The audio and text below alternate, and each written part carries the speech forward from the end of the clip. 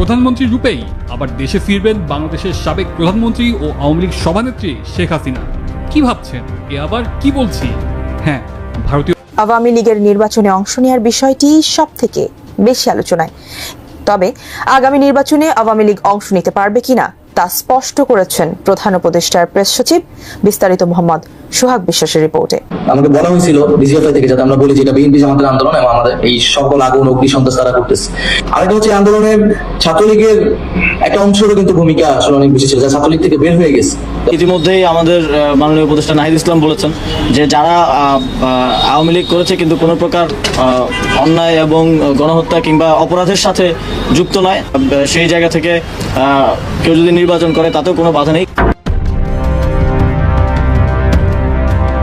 প্রধানমন্ত্রী রূপেই আবার দেশে ফিরবেন বাংলাদেশের সাবেক প্রধানমন্ত্রী ও আওয়ামী লীগ সভানেত্রী শেখ হাসিনা। শক্তি প্রয়োগ করতে চায় তাহলে ভারত বাধা দেওয়ার মতো শক্তি এখানে কারণ কোনো গ্লোবাল শক্তি তারা যদি এই কাজটি করে তাহলে রাশিয়াও তাদেরকে সমর্থন দেবে। আমেরিকা দূর থেকে পর্যন্ত বিকল্প হিসেবে আওয়ামী লীগের কথাই চিন্তা করছে। এখন শেখ হাসিনা তৃতীয়ত হলো বর্তমান সরকারের ব্যর্থতা, সরকারের সীমাহীন ব্যর্থতা তাকে উল্লসিত করছে, তাকে আশান্বিত করছে এবং তাকে ফিরে আসার জন্য। এই সম্প্রতি বাংলাদেশ সফরে গিয়েছিলেন জাতিসংঘের মহাসচিব এবং সেখানে গিয়ে ইতিমধ্যে তার সেনা প্রধানের সঙ্গে সৌজন্য সাক্ষাৎও হয়েছেন এবং সেই সাক্ষাতে ঠিক কি কি বিষয় উঠেছে সেদিকে যেমন আজ আমরা নজর রাখবো, তেমনি অন্যদিকে ভারতে পা রেখেছেন তুলসী গাবার্ড। এবার মার্কিন গোয়েন্দা সংস্থার মহাপরিচালক তিনি ভারতে এসে জাতীয় নিরাপত্তা উপদেষ্টা অজিত ডোভালের সঙ্গে একান্ত বৈঠক করে বাংলাদেশ ইস্যুতে হাসিনার প্রসঙ্গে ঠিক কি কি বার্তা দেন সেদিকে নজর থাকছে। ছিল যে শেখ হাসিনা 50 বছরেও বাংলাদেশে আসতে পারবে না, তাদেরকে এখন চোখে আঙুল দিয়ে আমি দেখিয়ে দিতে চাই যেই কথাগুলো আমি 3 মাস আগে বলে গেছি সেই কথাগুলো বর্তমানে আন্তর্জাতিক মিডিয়া সহ বাংলাদেশের বিভিন্ন মিডিয়া নিউজ কাভারেজ দিয়ে যাচ্ছে। একটা কাণ্ড কারখানা শুরু হয়েছে। দেখেন, স্বরাষ্ট্র সচিব নাসিমুল গনি বলে বসলেন আমরা এখন সেই মুডে নাই,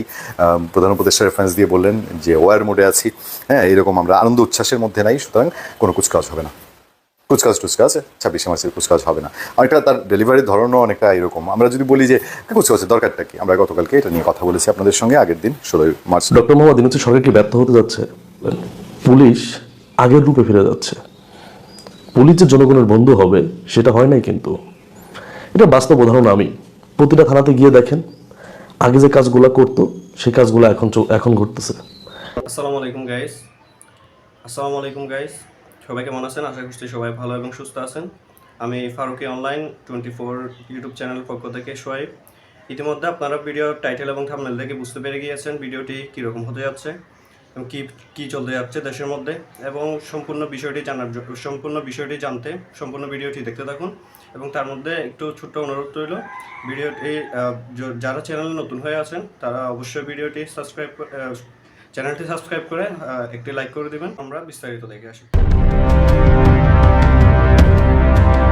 প্রধানমন্ত্রী রূপেই আবার দেশে ফিরবেন বাংলাদেশের সাবেক প্রধানমন্ত্রী ও আওয়ামী লীগ সভানেত্রী শেখ হাসিনা। কি ভাবছেন? এ আবার কি বলছি? হ্যাঁ, ভারতীয় গণমাধ্যমে এমনটাই দাবি করছেন হাসিনার ঘনিষ্ঠ সহযোগী যুক্তরাষ্ট্র আওয়ামী লীগের সহসভাপতি ডক্টর রাব্বি আলম। ছাত্র জনতার গণ অভ্যুত্থানে ক্ষমতাচ্যুত শেখ হাসিনাকে নিরাপদ আশ্রয় দেওয়ার জন্য একই সাথে তিনি ভারতকে জানান ধন্যবাদ। 12 মার্চ ভারতীয় গণমাধ্যমে দেওয়া এক সাক্ষাৎকারে এসব কথা বলেন তিনি। We really appreciate what have done the Prime Minister and Narendra Modi have provided the safe, travel permit for our Prime Minister, Honorable Sheikh Hasina. 5 August ছাত্র জনতার গণ অভ্যুত্থান তরুণ প্রজন্মের একটি ভুল দাবি করে ডক্টর রাব্বি আলম বলেন, তরুণ প্রজন্ম একটি ভুল করেছে, কিন্তু এটা তাদের দোষ নয়। একটি গোষ্ঠীর কারসাজিতেই নাকি তাদের করা হয়েছে ব্যবহার। তবে এখানেই থেমে যাননি রাব্বি আলম। শেখ হাসিনার শাসনের বিরুদ্ধে ছাত্র আন্দোলনকে সন্ত্রাসী বিদ্রোহ হিসেবে অভিহিত করে ডাক্তার আলম বলেন, বাংলাদেশ আক্রমণের মুখে রয়েছে। এই সংকটে আন্তর্জাতিক সম্প্রদায়কে হস্তক্ষেপ করা দরকার। নরেন্দ্র মোদী ও ভারতের প্রতি মন থেকে কৃতজ্ঞতা জানিয়ে যুক্তরাষ্ট্র আওয়ামী লীগের সহসভাপতি ডক্টর রাব্বি বলেন, আমি প্রধানমন্ত্রী নরেন্দ্র মোদীকেও ধন্যবাদ জানাই আমাদের প্রধানমন্ত্রী শেখ হাসিনাকে নিরাপদে ভ্রমণপথ দেওয়ার জন্য। আমরা ভারতের জনগণের কাছেও কৃতজ্ঞ। যুক্তরাষ্ট্র আওয়ামী লীগের সহসভাপতি ডক্টর রাব্বি আলমের যখন এমন দাবি, তখন আসলে কি অবস্থা পুরো পরিস্থিতির? প্রায় 3 মাস আগে ভারতে পালিয়ে যাওয়া সাবেক প্রধানমন্ত্রী শেখ হাসিনাকে চুক্তির আওতায় ফেরত চেয়ে কূটনীতিক চিঠি দিয়েছিল বাংলাদেশ। তবে এতদিনেও সে চিঠির জবাব দেয়নি ভারত। 13 মার্চ এক ব্রিফিংয়ে পররাষ্ট্র মন্ত্রণালয়ের জনকূটনীতি অনুবিভাগের মহাপরিচালক ও মুখপাত্র মোহাম্মদ রফিকুল আলম এক প্রশ্নের জবাবে এইসব কথা বলেন। শেখ হাসিনা প্রত্যাবর্তনে ভারত বাংলাদেশের কূটনীতিক পত্রের জবাব দিয়েছে কিনা এবং না দিয়ে থাকলে পরবর্তী পদক্ষেপ কি হবে এমন প্রশ্নের জবাবে রফিকুল আলম বলেন, এটার বিষয়েও প্রধান উপদেষ্টা সম্প্রতি একটি সাক্ষাৎকারের জবাব দিয়েছেন। তারপরও আমরা বলছি, আমরা ভারতের কাছ থেকে কোনো জবাব পাইনি। পরবর্তী কার্যক্রম নিয়ে প্রধান উপদেষ্টা পাবলিকলি একটা দিক নির্দেশনা দিয়েছেন। একদিকে আওয়ামী লীগ বলছে শেখ হাসিনা ফিরবেন প্রধানমন্ত্রী হয়ে, অন্যদিকে অন্তর্বর্তী সরকারের প্রত্যয় যে হাতে ছাত্র জনতার রক্ত লেগে আছে সেই হাতে হাতকড়ি পরিয়েই দেশে ফেরত আনা হবে শেখ হাসিনাকে। শেখ হাসিনা যেন শক্তি প্রয়োগ করতে চায়, তাহলে ভারত বাধা দেওয়ার মতো শক্তি এখানে কারণ কোনো গ্লোবাল শক্তি তারা যদি এই কাজটি করে তাহলে রাশিয়াও তাদেরকে সমর্থন দেবে। আমেরিকা দূর থেকে পর্যন্ত বিকল্প হিসেবে আওয়ামী লীগের কথা চিন্তা করছে। এখন শেখ হাসিনা তৃতীয়ত হলো বর্তমান সরকারের ব্যর্থতা, সরকারের সীমাহীন ব্যর্থতা তাকে উল্লসিত করছে, তাকে আশান্বিত করছে এবং তাকে ফিরে আসার জন্য। আসসালামু আলাইকুম ওয়া রাহমাতুল্লাহি ওয়া বারাকাতুহু। সম্মানিত দর্শক, বাংলাদেশের বৃহত্তম রাজনৈতিক দল আওয়ামী লীগের সভানেত্রী সাবেক প্রধানমন্ত্রী শেখ হাসিনা এখন ভারতে নির্বাসনে রয়েছেন। সেখানে বসে তিনি নানা রকম অডিও বার্তায় হুমকি এবং ধামকি দিয়ে চলেছেন। তিনি এবং তার মিত্র ভারত সম্মিলিতভাবে বাংলাদেশের শাসন ব্যবস্থা, বাংলাদেশের প্রশাসন ব্যবস্থা, বিচার ব্যবস্থা, জনগণের ভিত্তি এবং বর্তমান সরকার তাদের কর্মকাণ্ডকে একেবারে ধূলিসাৎ করার জন্য, নস্যাৎ করার জন্য নানা রকম চেষ্টা এবং তদবির তারা চালিয়ে যাচ্ছেন। এবং সেই চেষ্টা তদবিরের যে পরিণতি কতটা নির্মম এবং নিষ্ঠুর হতে পারে এটা নিয়ে ভারত বা শেখ হাসিনা কি চিন্তা করছে তা আমরা বলতে পারবো না।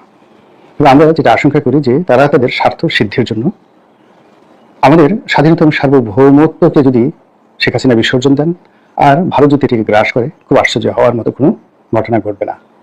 এর কারণ হলো মানুষ যখন বিপদে পড়ে তখন ডাজ নট ম্যাটার তার আশেপাশে কে রইল, কি হলো, সে তখন নিজেকে বাঁচানোর জন্য প্রাণান্ত চেষ্টা করে।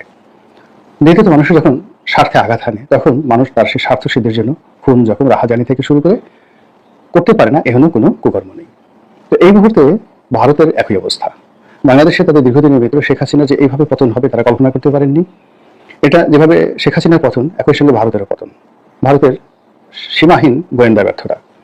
ভারত যদি প্রথম থেকে বুঝতে পারতো যে এইরকম একটা বিপ্লব দানা বাঁধছে, এই বিপ্লবের পেছনে অনেকের হাত আছে এবং সেখানে জাতিসংঘ থেকে শুরু করে মার্কিন যুক্তরাষ্ট্রের FBI এবং আরো অনেক বহিঃশত্রুর সঙ্গে সঙ্গে দেশের যে রাজনৈতিক শক্তিগুলো, সাধারণ আমজনতা এবং তার সঙ্গে সঙ্গে কিছু নিষিদ্ধ ঘোষিত সংগঠন যার যার অবস্থান থেকে এরকম কিছু কর্মকাণ্ড করে যাচ্ছিল, যে কর্মগুলো ক্রমশই সরকারের নিয়ন্ত্রণের বাইরে চলে যাচ্ছিল, যেটি ভারতের গোয়েন্দা সংস্থাগুলো বুঝতে পারেনি। ফলে কি হলো, ভারত এখন ত্রিমুখী চাপের মধ্যে পড়েছে। প্রথম চাপ হলো শেখ হাসিনাকে আশ্রয় দেওয়ার কারণে তাদের দেশে শেখ হাসিনার বিপক্ষে যারা লোকজন রয়েছেন তারা নানা রকম দাবি দেওয়া তুলছেন। দ্বিতীয়ত শেখ হাসিনাকে দেশ থেকে তাড়িয়ে দেওয়ার জন্য এক ধরনের চাপ রয়েছে। আর তৃতীয়ত বাংলাদেশের প্রতি তাদের যে নীতি ছিল সেই নীতির কারণে নরেন্দ্র মোদীর প্রচন্ড সমালোচনা চলছে। মোটা দাগে এই হলো তথ্যগত। আর যেগুলো বাস্তব সেটা হলো যে বাংলাদেশের রাজনীতি যদি ভারতের নিয়ন্ত্রণের বাইরে চলে যায় এবং এখানে চীন যদি এসে ঘাঁটি করে তাহলে সেক্ষেত্রে ভারতের যে 7 সিস্টার সেই 7 সিস্টার ভারতে হাতছাড়া হয়ে যাবে। এবং ভারতের যদি 7 সিস্টার হাতছাড়া হয়ে যায়, আমাদের পার্বত্য চট্টগ্রাম হাতছাড়া হয়ে যাবে সঙ্গে সঙ্গে, অ্যাট দ্য সেম টাইম একই সাথে এই ঘটনাটা ঘটবে। অর্থাৎ ভারতের 7 সিস্টার চলে যাবে, আমাদের চট্টগ্রাম, পার্বত্য চট্টগ্রাম এই অঞ্চলগুলো চলে যাবে। ফলে এটা নিয়ে ভারত যেভাবে চিন্তিত তার সঙ্গে সঙ্গে কিন্তু আমরাও কম চিন্তিত নই। তো এই অবস্থাতে শেখ হাসিনা কি করবেন তার উপর কিন্তু অনেক কিছু নির্ভর করে। তিনি যদি ভালো করেন, তিনি যদি এই সময়টিতে এসেও আত্মোপলব্ধি করেন তাহলে তার জন্য কল্যাণকর এবং আমাদের জন্য কল্যাণকর। কারণ হলো এত বড় একটা রাজনৈতিক দলের নেতৃত্ব এখন তার হাতে এবং দেশের 35% মানুষের জনসমর্থন অন্ধের মতো তাকে অনুসরণ করছে। এবং তিনি সত্য বলেন, মিথ্যা বলেন, অনুনয় করেন, বিনয় করেন, যা কিছু করেন না কেন তার দলের কর্মী সমর্থক যাদের সামান্য বিবেক বিবেচনা আছে তারা বাদে বাকি সবাই একেবারে ভেড়ার পালের মতো রীতিমতো মাথা ঝুলাচ্ছে। আপা আসেন, আপনার হাতে দেশ নিরাপদ। এখন সম্ভাবনা রয়েছে 7টি। সেটি হলো ভারত এখানে বাংলাদেশের ব্যাপারে সত্যিকার অর্থেই যাকে বলা হয় মহাশক্তিধর। প্রথমে নেপালের মানুষ, সাধারণ মানুষ ক্ষমতাচ্যুত করে নির্বাসনে পাঠিয়েছিল।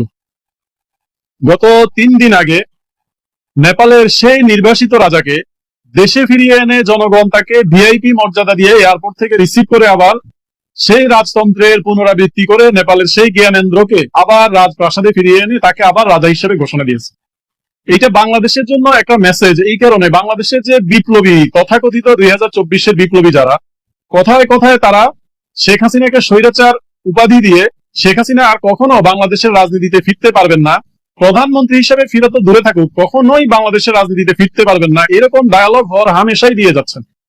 তাদের খুব শক্তপোক্ত রেফারেন্স ছিল নেপালের রাজতন্ত্র বিলুপ্তি এবং সিরিয়ার বাশার আল আসাদের যে পতন, এই দুইটা দেশকে তারা রেফারেন্স হিসেবে দীর্ঘদিন ধরে ইউজ করে আসছিল।